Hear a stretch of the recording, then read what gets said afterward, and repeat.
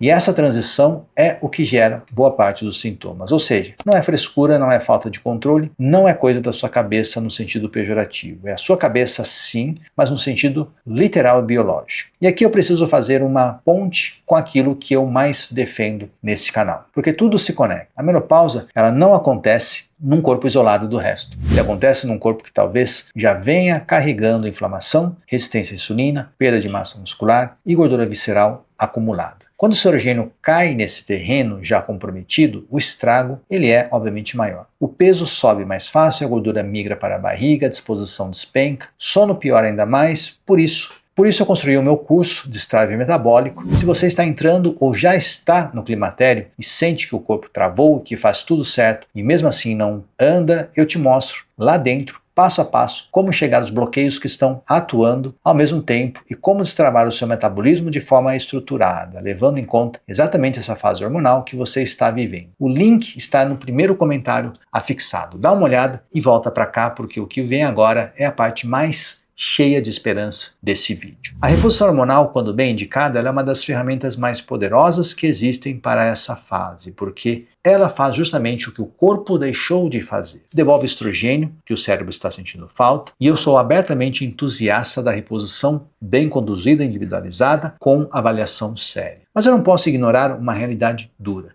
Existe um grupo de mulheres que não podem fazer a reposição com estrogênio. Mulheres que tiveram câncer de mama ou outros tumores sensíveis a esse hormônio. Por exemplo, porque o estrogênio poderia estimular o crescimento de células remanescentes. E essas mulheres, durante muito tempo, ficaram órfãs de solução para o calorão, que é um dos sintomas que mais destroem a qualidade de vida, juntamente com o cansaço e diminuição da libido. E é exatamente por isso que a ciência aponta o cérebro como o centro da menopausa e não só uma teoria. Tem consequências práticas e a partir do momento em que os pesquisadores pararam de olhar só para os ovários e passaram a olhar para o cérebro, surgiu uma classe nova de medicamentos sem nenhuma ação hormonal, feita para agir direto no centro de temperatura. O nome do principal representante é a fezolinetant, um antagonista do receptor da neurocinina 3, aquele receptor que fica desregulado quando o estrogênio sobe. Ela acalma o termostato cerebral sem mexer nos hormônios. Nos estudos, reduziram a frequência dos calorões em torno de 60% ao longo das primeiras semanas de utilização, o que é um alívio enorme. Foi aprovado nos Estados Unidos em 2023 e no Brasil ainda aguarda a liberação da Anvisa, então vale acompanhar com o seu médico. O ponto que eu quero que você guarde é o significado dessa questão. Pela primeira vez, mulheres que não podiam tocar em estrogênios passam a ter uma saída real para os sintomas de calorões. A ciência não esqueceu dessa minoria. E para o ressecamento vaginal, que é outro sintoma que pesa também muito, existem caminhos para essas mulheres como tratamentos locais e o uso de testosterona em situações específicas dentro de uma avaliação cuidadosa. Ou seja, mesmo quem não pode fazer a reposição clássica com estrogênio, não está mais, ou seja, mesmo quem não pode fazer a reposição clássica com estrogênio, não está mais sem opção como esteve no passado. Agora segura essa, porque essa é a parte que mais me anima. A pesquisa não parou na hora de tratar o sintoma. Tem gente investigando se a própria menopausa pode ser postergada e, em alguns casos, transitoriamente revertida. São estudos saindo em fase inicial, com grupos pequenos, então eu falo disso com os pés no chão e zero promessas. Mas a direção é fascinante. Uma das linhas utiliza fatores de crescimento aplicados no tecido do ovário para tentar reativar a produção de hormônio.